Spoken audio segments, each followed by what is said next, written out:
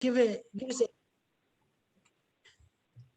if you could please raise your hand so I can at least acknowledge you and say hello and tell us where you're from. Yes, Bonnie. I'm from St. Paul, Minnesota. St. Paul. Okay, up in the cold country. That's Who right. else is new? Who else is new today? Kathy, Marilee Stark. And where are you calling in from? I'm calling in from Berkeley, California. Okay, Berkeley. And did I say Kathy Smith? Yeah, I'm actually Bonnie's sister, and I'm calling from Oh, Stillwater, Minnesota.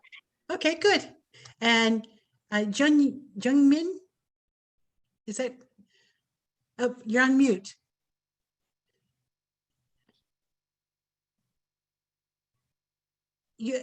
John, you're on mute right now. Please take your. Sorry. Yeah. My name is Jungmin, and I'm from South Korea. South Korea. Oh, and you're calling in from South Korea. Oh, Yes, great. right. Welcome. Yeah. Thank Judy. you. Judy. Hi, I'm Judy, and I live in Panama City Beach, Florida. And this is my first book club. Good. Great. Do we have any other new people? And for those of you who are new, basically just sort of the structure is, I'll talk a little bit about the author. We'll talk a little bit about the book, your experiences. And then towards the end of the session, we'll turn it over to Isabel to teach us a little bit about the culture and some language.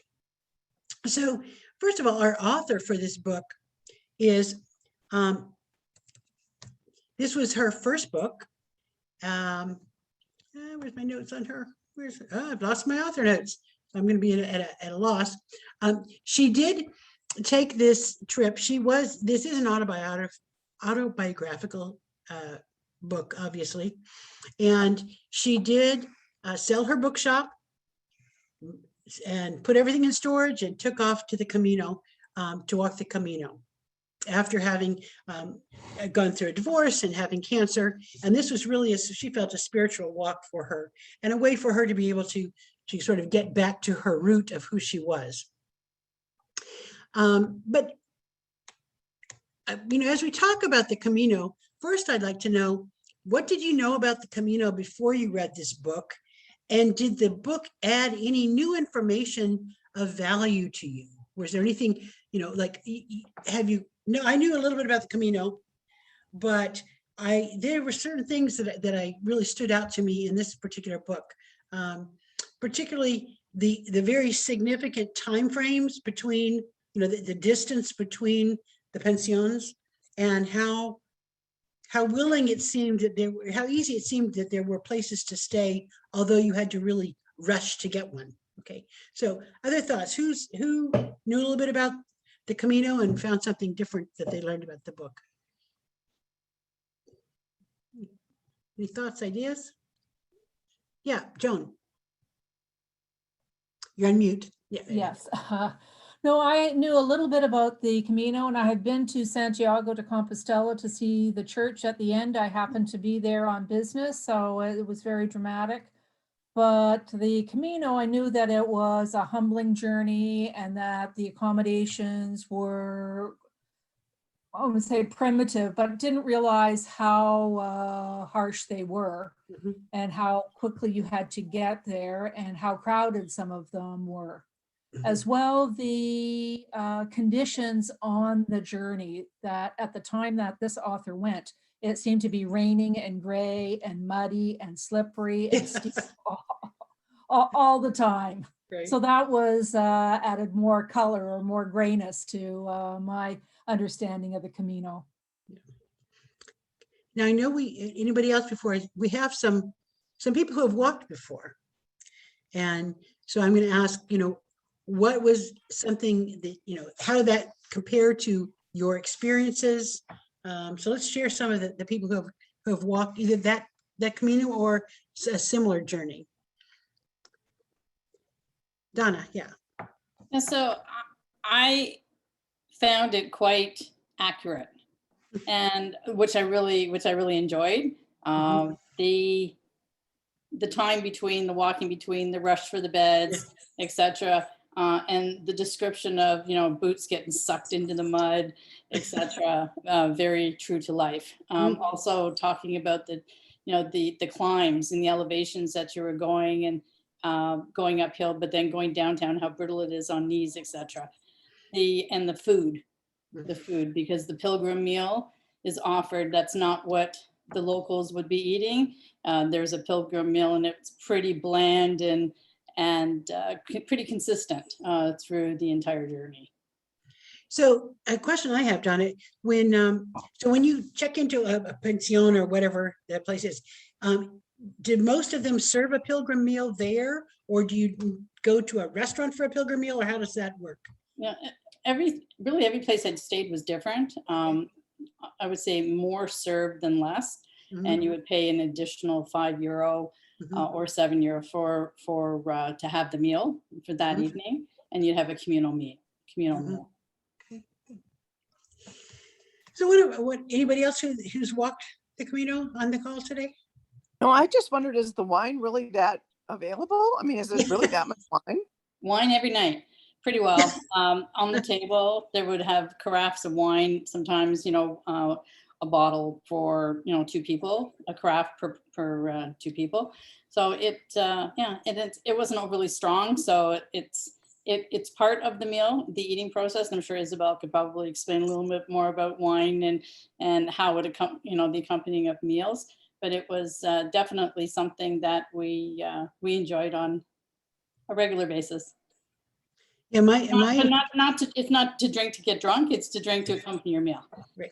I would say, and this has just been my experience in Spain and in Portugal to some extent, is that wine is not necessarily we think of wine. Well, some people think of wine as an alcoholic beverage that we use to have, with cocktails and drinks. Whereas in many parts of Europe, it's just what you have with your meal. It's just, that's, instead of a glass of water, you serve a glass of wine with your meal. So it didn't surprise me that it would be on the table, because that's just how food is. Isabel, do you want to comment on that? Oh, yes, absolutely. That's the way it works. Yeah. That's the way it works. So that's the normal thing. I mean, when you eat, the meal is, as you very well said, Wendy, it has to be accompanied by a glass of wine. Yep. But the bad thing, is that if you have to go to work afterwards, you don't feel like going at all. So during, the weekdays from Monday to Friday, sometimes you try not to, because it's hard to go back to work. But yeah, that's normal. Yeah, that's what you see in every home in Spain. Yeah. And Sue, you had your hand up. I was just going to comment on that. Unlike the US, where the wines have so much preservative and everything in them, unless you're drinking them right from a vineyard, like in California, over there, you're usually drinking right from, homemade or right from a local vineyard. So it doesn't have the preservatives and a lot of the stuff in it that does make you get really drunk or really hungover. You're asking me? That was just her comment. I was just saying that from my experience.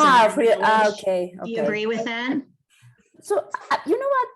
I don't know that much about wine, but I think that you find everything everywhere, The thing is that normally in Europe, and especially in the countries of the South where, wine is produced, the wine is so much more accessible, It's easier, so much easier to find it everywhere, and so much cheaper, even though you can find wonderful wines, it's not really something expensive. Whereas in other markets, like, now I live in Mexico. I lived in Mexico for the last almost 24 years. I was telling to Wendy when this conversation started. And in Mexico, it's very expensive wine, even though it is produced in some areas of Mexico, specifically, in South California. And so it depends, it depends on the culture that they put more or less preservatives, but I guess in the market is naturally grown, the wine is not so chemistry processed. Right. So yeah, I kind of agree with you. Yep. Yeah. Okay, so let's talk about favorite portions of the book or sections of the book. Does anybody have a section? I am sorry, I'm traveling and I forgot to bring my book with me, so I can't tell you my favorite passage. but it probably for me was just one of the experiencing and watching the local townspeople, but and that walking into a restaurant and seeing somebody that she had seen 3 or 4 days ago, and that sort of catching up to people and seeing people, I thought that was kind of it was very endearing to me that along the way you are walking with people, you may see them a lot, and then you see them 2 or 3 days later. And that was, I enjoyed that part of it. But who has a section of the book that they want to talk about or that they were particularly fond of? Anybody have hand? Yes, Mary. There, I unmuted. I just highlighted some of the funny passages. Sure. And for example, I thought the one where she said she was trying to find an enema, because I know, whenever we travel and we're in another country, that medical stuff is always hard in translation. And then the part where she said, because I've had this in other countries too, her hair was so filthy and greasy that when she removed the ponytail holder, her hair stayed in the ponytail shape. and I could so relate to that.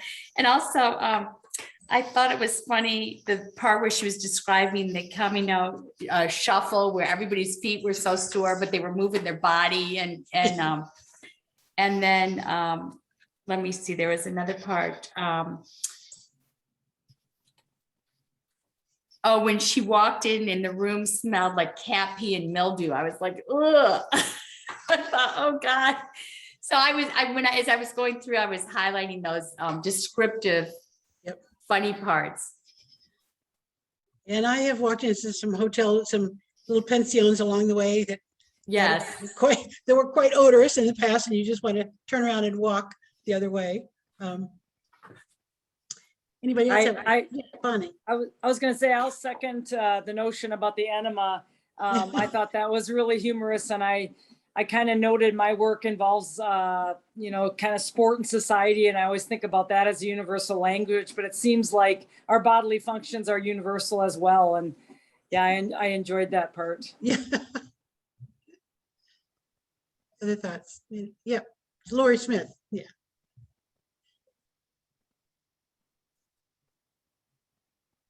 Okay. She had a lot of difficult things that went on in her life, and that was really difficult for me to read and imagine. And I'm a pediatric nurse. I've seen a lot of, difficult things, but I felt like the way she wrote it, appealed to a lot of people. And one thing, it isn't humorous, but one thing that I had noted is, and it's similar to, I think, a lot of women, maybe everyone, but I think more women, it says, I tended to trust people to the detriment of my own well-being. Mm-hmm. And that I thought that really, would speak to people that hadn't been part of her, really horrid, horrible things that have happened to her, but she could still talk to people, and other people would still get information out of the book. And I just thought that was, I really enjoyed the book. I thought it had a lot of practical tips as far as, the walking, what other people had said, and finding a place. So that's all. Well, it's interesting because one of the things that I found about the book itself is, everybody had a story of why they were walking. And in fact, actually last night at dinner, my colleague and I, who I just met for the first time because I'm working remotely, we were at dinner, and she said, and we were talking about what we wanted to do. If we were completely free, what would we do? And she said, I want to walk the Camino. And it was like, oh, I know all about the Camino now. And she told me her reasons for why she wanted to walk. And she is a very spiritual person, and she saw it as a spiritual journey and a religious spiritual journey.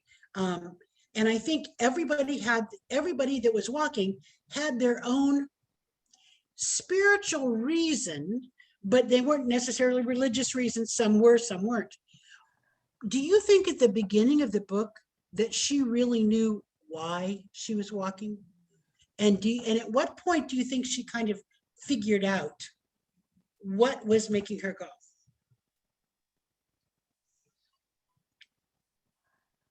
So.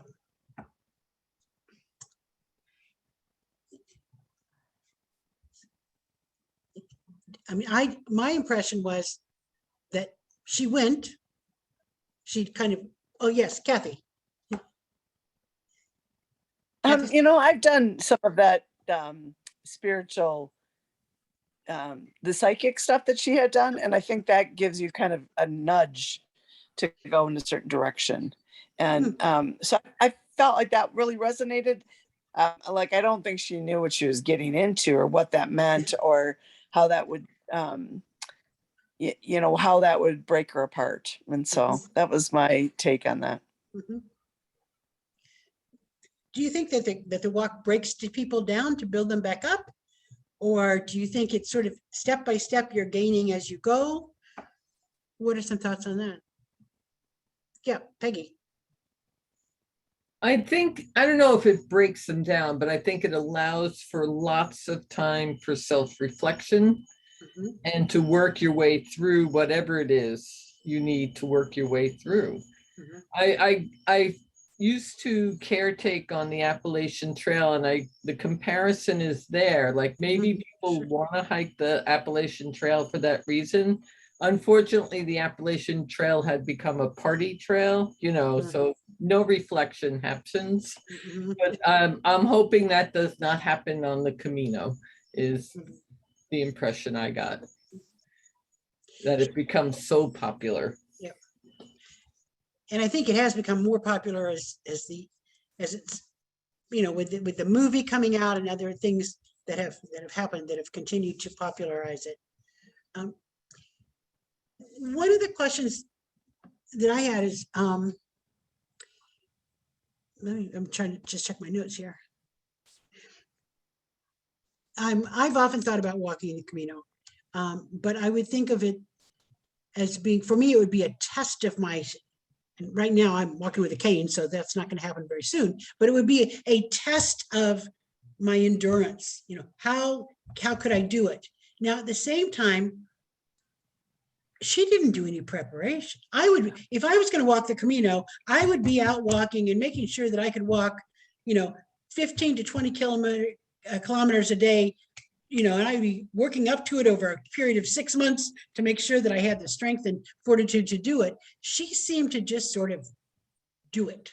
Now, she must have probably been I'm sure she's a lot better shape than I am, but I mean, I would think you would work up to it. So that was one thing. Sally, you had something to say. Hi, yeah, I'm Sally from Australia. Yeah, well, what you were saying really resonated. I think a lot of it is about testing yourself as well as about the time for reflection. But going to what Peggy was saying, as an introvert, because for a long time I've wanted to walk the Camino. But as an introvert, this book scared me because I'm somebody, I like to go to bed early, and I'm not good with other people, and I'm especially not good with other people at night, and I can be socially awkward. And I'm concerned that if I ever did walk the Camino, well, I guess I've actually got another book about the Camino that I really enjoyed. It's a novel called Two Steps. And this is actually written by a married couple who walked the Camino together, although they fictionalized the experience. But they walked the French section. They didn't walk the last section. And I'm wondering with what Peggy's saying about the party trail in a lot of these places, if it can be more rewarding to walk a less popular section of the trail and not end at Santiago. Interested to know what the people who've actually walked the trail think about that. Okay, good. Well, I'm going to go to Donna, and then I'll come back to Kathy Smith. Yep, Donna.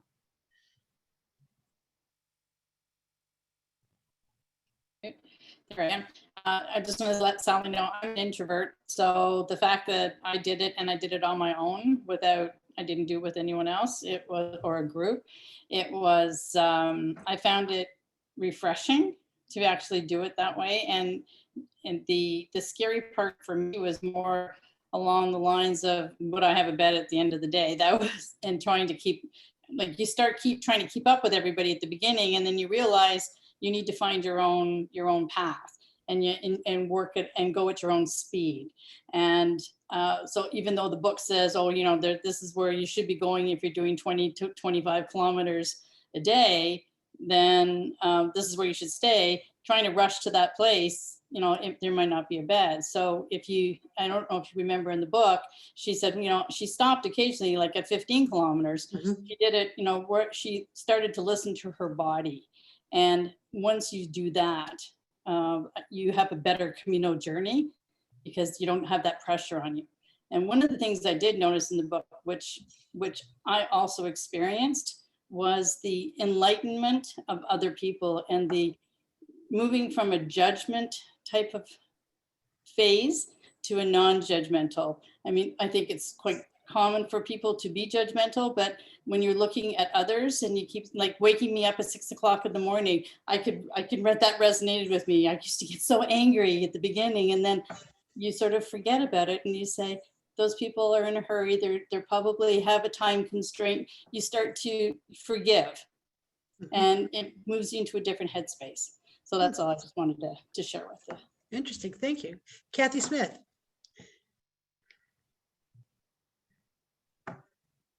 Oh, you're on mute. Kathy, you're on mute. You need to unmute yourself. Thank you. Crap. Sorry. I was just wondering how much from other people that have done it, how much training did they beforehand, number one, and then did they walk, how many miles did they walk a day? Because I got really confused, like how far she was going every day. So I guess, Donna, that's back to you. I think Linda White also walked the Camino. Did you? I'm not sure if Linda White walked the Camino Francis or if she walked a different, because somebody asked the question about maybe trying a different, maybe a quieter, less populated route. I haven't done any of the other routes. I've only done the Camino Francis. But maybe Linda can answer that question. Yeah, Linda. Yes. Hey, hang on here for a minute. I've just been kind of, okay. Oh, there Yes, you are. I've done the Camino, but I probably did it in, there are those who would contemplate that I didn't do it in a way that was true to the Camino itself. I was on a particularly well-run tour. And so we would walk every day, and you had your choice. You could walk, it was well supported, and you could walk, they called it the sportif group, who wanted to go, 25 or 30 kilometers or more. There are some people who only walk, 10 or less kilometers. And it was because the group itself there was a very demographic.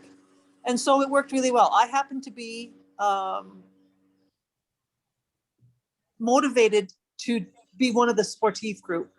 We had walking poles. That was really good. We carried a day pack with lots of water, because when I went there, it was at the end of August and it was very warm, but I didn't have any rain either. So that ended up probably being a blessing of a different sort. I would have to say you need to be working out, in some kind of training, because yeah, it's arduous. It can be arduous, and you don't want to deprive yourself of the opportunity of doing some of those hills and things, because you're just not in good enough shape, and the only person that you can blame is yourself, right? I mean, and now by the time you get to the end of the Camino, you're certainly in better shape than you were when you started. So, for whatever that's worth.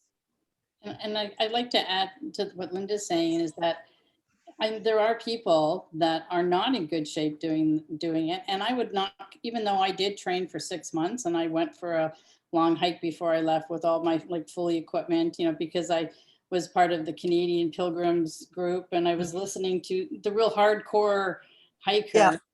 Yeah. I mean, I met people along the way that were blind. I mean, hello, I met people that were disabled. I had, one gentleman had one leg, and he was doing it on crutches. So really, every Camino you're doing, everybody does it, it's an individual journey. And you make it, if you want to be hardcore, great. If you want to be up at 6 o'clock or 5:30 in the morning and run for a bed, go for it. Me, I took 33 days and I enjoyed my journey. Yeah, and I was on the tour and I enjoyed mine as well. Right. It was just a different Everybody approach. does it differently. Exactly. Yeah. Okay, I'm going to go to Maureen and then I'll go to Lori Smith. Okay, so Maureen. I would echo what Linda and Donna said in terms of training. I've done it twice. I did the Portuguese route the first time and I trained for about 4 months. I also joined the Canadian Company of Pilgrims, and I went to an orientation, and a group of us sort of formed an informal walking group. And in the end, I had one walking buddy, and we were doing different routes, but that was really great because on the weekends we got some long walks in. We walked with the pack, so we were comfortable with the weight. But the second time I did the Primitivo route, which has a steep climbs, and I didn't do any preparation. I might have walked a couple of times to break in some new hiking shoes, but it's different for every person. If it's the first time you've done any real hiking or long distance walking, it's a good idea to do a little bit of training in advance. And I'd also say I have says, which is the most popular route, but at the end of the Primitivo, you join it for a couple of days, and it's really, really, really busy. Because the closer you get to Santiago, the more people start walking. So there are lots of routes, and for those who are interested, I'd encourage you to do a little bit of research because there are some really beautiful ways to get to Santiago, and some are very quiet, and others are a little bit more populated in terms of other pilgrims. But there are lots of options depending on what kind of experience you're looking for. Okay, thank you. Lori Smith. As far as her training, her life was in disarray. I mean, she was just, managing to get through a day. So for her to have a training program, I can't imagine that she did, other than maybe she walked around with a backpack a couple times. But, and that's how some people do it. But I haven't done the Camino, but I've done dozens and dozens. I've hiked in the Swiss Alps and done lots of bike trips. And it depends where you start. Each person is different. And when you train, you're not supposed to go up like more than 10% every few days or something. So if you're walking 5 miles a day, then, you don't want to go up 10% more until the next week. And so you have to think, am I going to walk 20 miles a day? Well, then, divide that back up for, it might be a month of training. It might be 4 months of training. But, and the other thing is with bike rides, which I think are pretty similar to hiking, is if you can hike or ride half to 2/3 of the distance you're planning, then you should be okay. Because, like if I do century rides, which is 100 miles in a day, if I, to train for something like that, I don't train and do 100 miles every day. If I do 50 to 65 miles, I'm good for 100 miles, because then I'll be with other people or with myself, and, you just get through the day. So if you're planning on doing a 20-mile a day hike, and I think hers were all in metric, and I don't know the metrics. Then if you can hike 12 miles in a day, you should be fine. So get yourself trained up to 12 to 15 miles and you'll be fine. Sally. Yeah, I was just wondering, do most people carry sleeping bags and things like that with them? I realize there are a lot of places to stay, but I wasn't clear if they all provide bedding or if you're supposed to be bringing your own. Linda, or you want to respond to that? My only comment about a sleeping bag is that I took a silk Yep. kind of like a cocoon that I would sleep in. But remember, I was in small hotels. I Mhm. wasn't in albergues or refugios, so I was blessed because I did all the reading as well beforehand, and I kind of went, I am not staying in any of those places because I want to be able to sleep at night. Mhm. So, and it's, yeah, I'm a princess sometimes. I Yeah, can Donna. add to that. I stayed in albergues, and it was an experience beyond anything I'd ever experienced. I live on my own, and I don't do very well with snorers, but I had earplugs, and I eventually got into the rhythm of it. The sleeping bag answer is I had an ultra light sleeping bag that I carried with me, and it was like a summer weight. It weighed next to nothing. And it was enough to keep me warm in the evenings. And I traveled in May, June. And so I found that that was sufficient. That was whatever, because you go to bed, at least in the albergues, you go to bed basically with the clothes you're going to be wearing in the morning. Mhm. So so you get up dressed already, you just splash water in your face, and then you just walk to that first cup of coffee. So. Okay, we'll do Isabel. Yeah, no, the thing is that's so interesting because you guys have done the Camino, most of you, and I haven't, and I haven't read the book, but I was kindly invited to this meeting, and I'm so happy being here. But the thing is that, I'm going to Santiago in September, but by chance, so all the things that you guys are saying are so helpful for me. My point I was going to mention here is that, as you know, this is a religious, El Camino originally was or still is for many people a religious penitence, it's a penitence. So it was done originally, and some people still do it, as I was saying now, because of a promise or because there's something that they have done to God.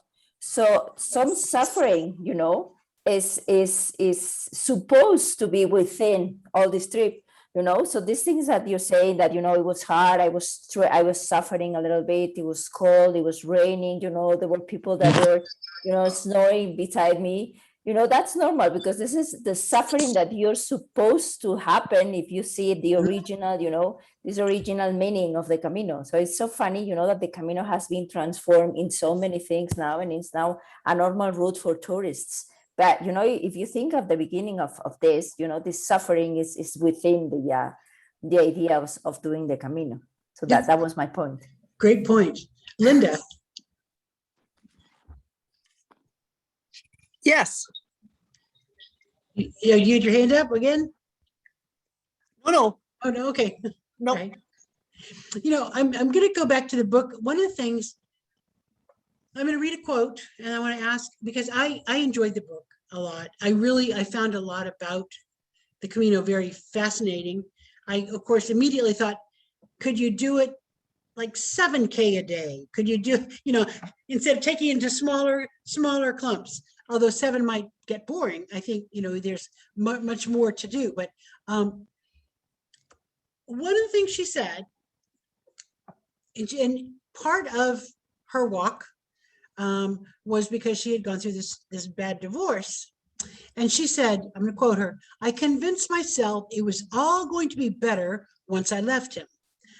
I had at one time loved him with my whole heart. I'd spent the last year overcoming pain, regret, illness, and tried to rediscover myself as I dated men who weren't good for me just to prove to him I could.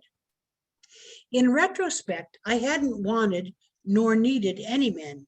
I simply hadn't realized it. I mindlessly thought I wasn't all right if I didn't have someone. It had hurt my pride that he moved on so quickly." So that is part of her reason, for the walk is she's now, on her own. Do you think her journey really showed this? Or, to me, towards the end of the book,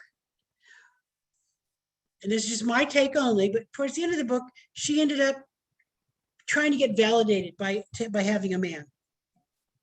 It's like she was becoming this very independent person, very independent, but at the very end, she ended up falling back into having that relationship along the way.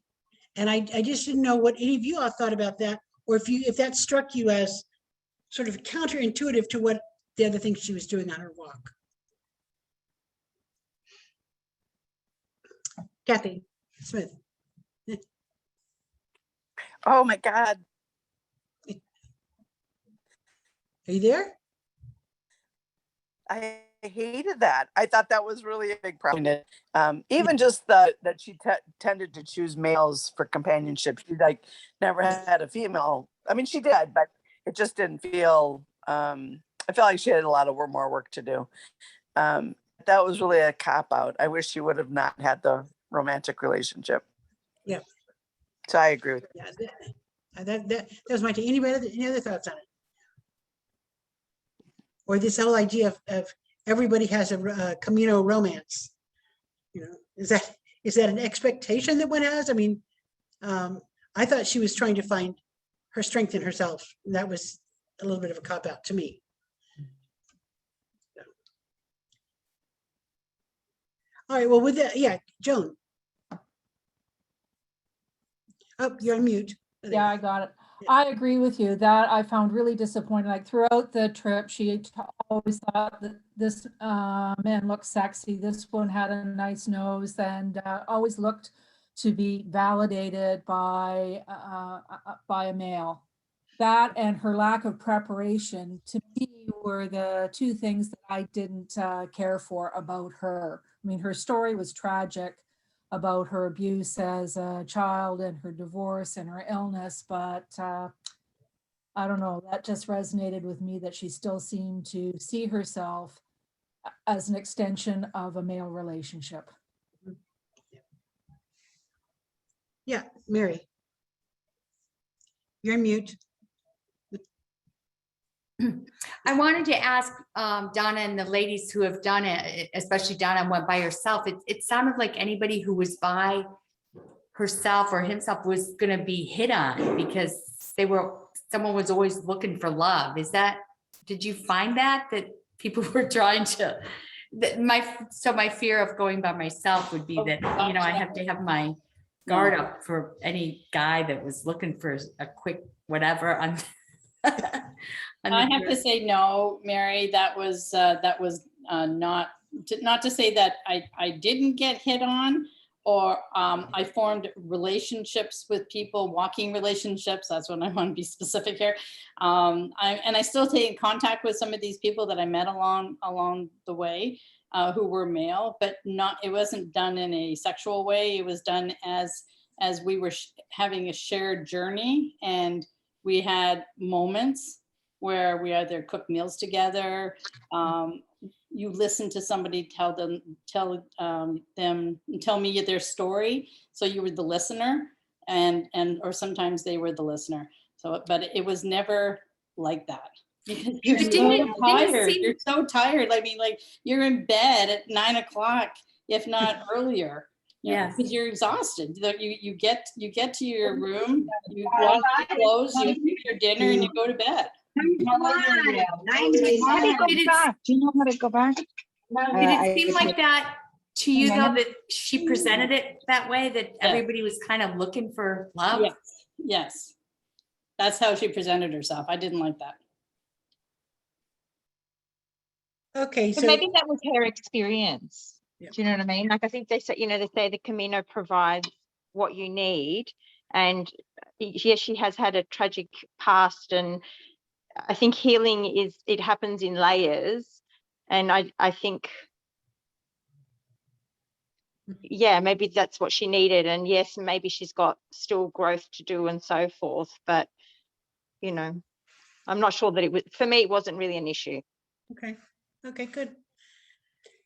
Yeah, before we're getting kind of short on time, and I want to make sure we have a chance to go over to Isabel. Any other last thoughts before we move on to learn a little bit more about Spain and Spanish language? Okay, well, with that, I'll turn it over to Isabel. Thank you very much, Isabel, for joining us. As I said, my pleasure. Very happy. So I'm all yours. Any questions you have? Well, one question I would have is, along the Camino route, there are lots of small little, and I can't pronounce, I don't know what the name of I call it pension, but the places to stay. Outside of major cities, is it not uncommon to find places to stay in people's homes along the way? I'd say that this part of Spain is very particular because of the Camino route, So no, I would say it's not normal. That maybe it's in the Middle Ages it was normal, but not now, not today. I mean, this kind of albergues and pensiones and small places and even people's home that they offer rooms and hire them, or they offer them for free to pilgrims, is something that is very particular of that part of Spain because of the way to Santiago. People some people even they give things for free, or they offer meal, or they offer, I don't know, cheese or wine or bread, maybe because this part I was mentioning, that is something that they do also for God. And they do for the well of the, for religious purposes at the end of the day. So I would say, answering your question, going back to your question, no, it's not normal. It's just specific of this part of Spain. Okay. And do you want to, how about teaching us a few, what I call the polite words? First of all, who here knows a little Spanish? Has Spanish in their background? We've got a few people, yes.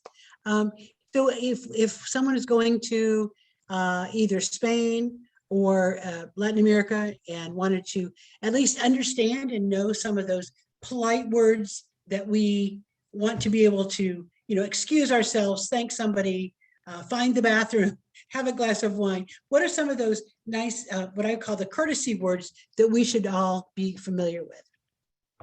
Well, I think that they are the same in every, it's a translation in every language, right? So it's hola, buenos días, buenas tardes, buenas noches, gracias, when it's a lot of thanks, it's muchas gracias.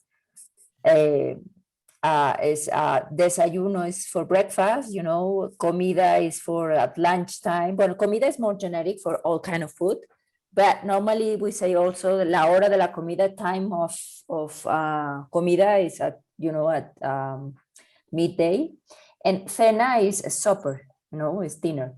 And then of course you have water, agua, you have wine. What is very popular in Galicia, in the region or the community where Santiago is based, is the vino blanco, is white wine. And it's a very specific wine called Albariño, also, that is typical from Galicia and also from Portugal, from the north of Portugal, is this white wine. So it's, if you go there, you have to drink what is produced there. So I would recommend also to drink this vino blanco, Albariño. And if it's in summer, it has to be very fresco. It has to be muy fresco. It has to be icy cold, And you have also, por favor, please, you have, I don't know, you mentioned that because, I might forget some of them. Yes. So, Carolyn, do you want to join in as well?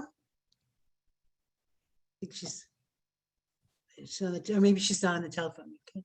Yeah. So, yes, Jane. I always consider it a success when I do not eat tripe on a trip. Yeah. So I try to learn the word for tripe. Yes. It's chicharrones, yeah? No, tripas. Fritas. Well, fritas means fried. Tripas. Fried is frito. Frito, okay. Sí, frito. But tripe. What is that? I don't get it. I'm sorry. Cow's stomach. Tripe.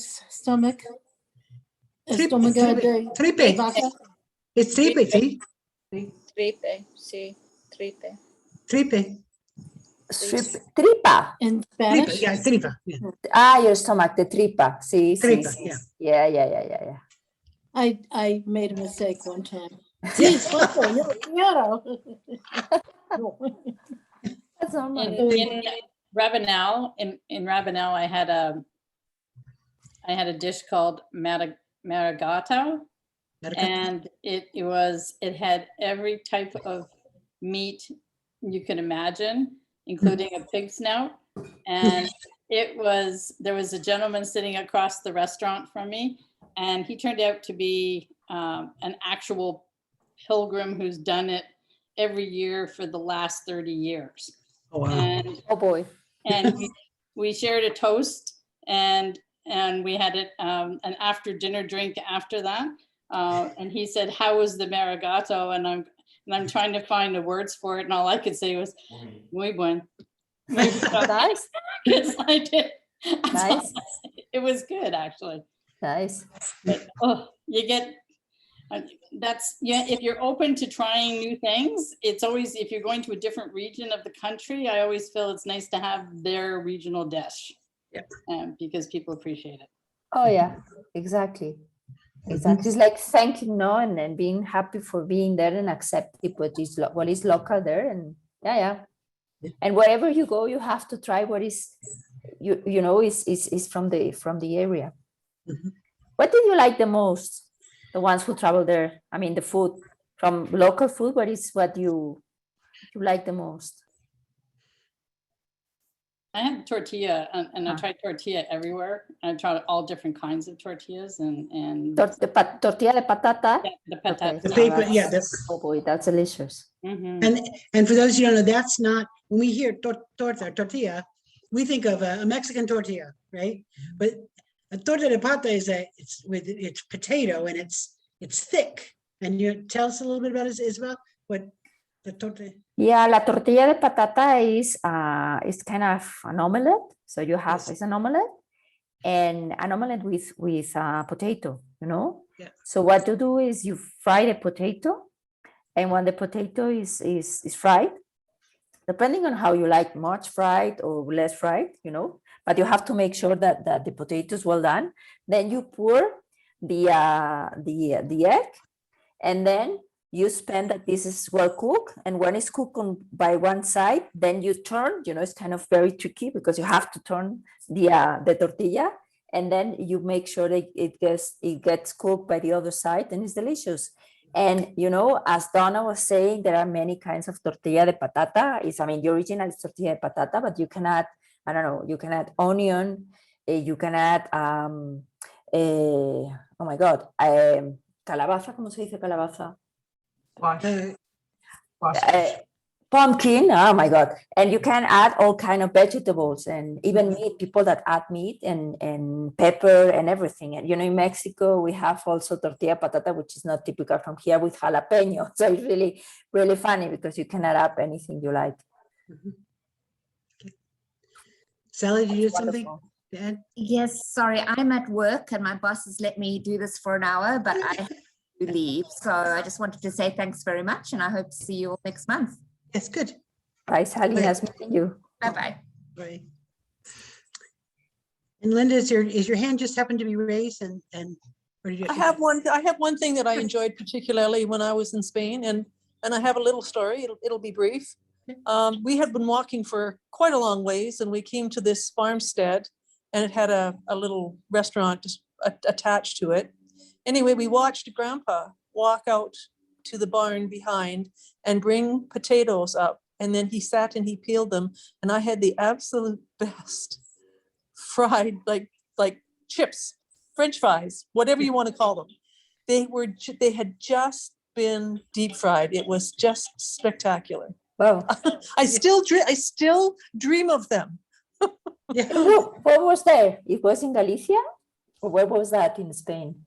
It was before Galicia, so we were not in the more the mountainous region just yet. It was more agricultural, certainly. But they had like the home and the barn, everything all attached in one unit.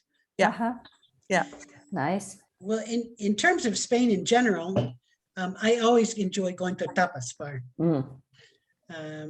just because you can get little nibbles of lots of things, and what I found with being at the tapas, now I've not been on the Camino, so this is not a Camino story, but the idea of the tapas bar, you can sit at the bar and people are much more willing to chat, you know, and you have your little nibbles and put your plate on top of them so the flies don't get to them, and have some wine and have tapas. And I just sort of went from throughout Madrid and throughout Barcelona, from tapas bar to tapas bar to tapas bar. Oh my God, my mouth is watering already.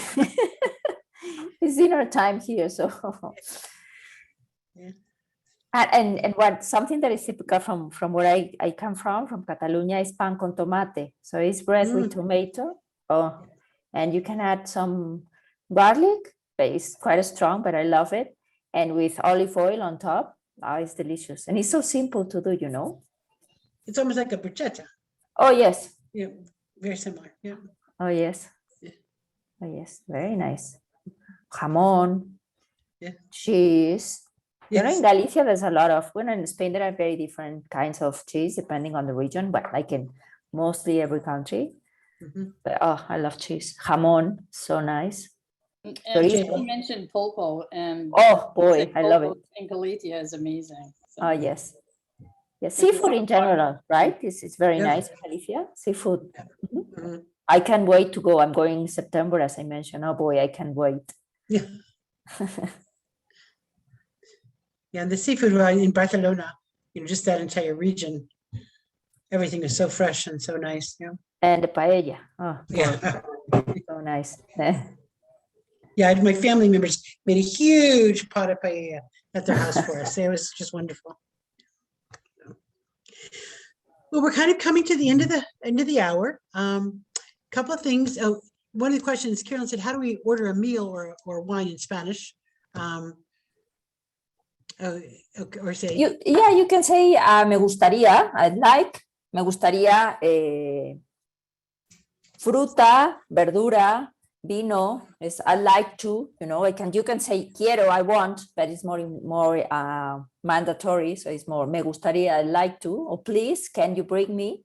Por favor, me puedes dar, you know. Me gustaría, por favor, me puedes dar, por favor, me puedes traer. You can say also quiero, I want, you know. So since I mean, see, if you are not a native speaker of the language, if you say quiero, it's fine saying that, you know. Okay. And I want to just, and I don't have Carolyn, you want to type in the name of next month's book? I actually have started looking at it. It is,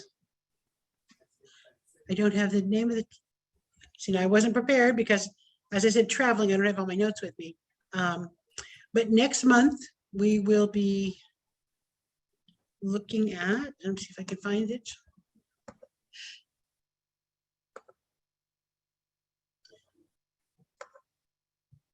Just going to take a look at what. A house in a room. Oh, yes, a house. You put it in the chat. Okay, good. Yeah. And a house in Arusha. Yeah. And it is it's in Tanzania. It's about, yes. Oh, there. Thank you. Jane's holding it up. Our house in Arusha. And if you haven't started reading, it's about a woman and her husband who have, well, I've only just started it, so I shouldn't say much, but it will be, she is in Tanzania, and it is about African safaris, and so we can sort of look a little bit at the African continent next month. The other thing, just remember that next month we are going to have a pay as you can, so that we can start collecting money for charitable organizations that we support. And with that, if there's any other questions, thoughts, or ideas, otherwise we will see you next week. And hopefully by then I'll be back in Alabama. Carolyn will be home, and we can joint tag team again. But otherwise, have a wonderful evening. Bye-bye, everybody. Bye. Thank you very much. Thank you.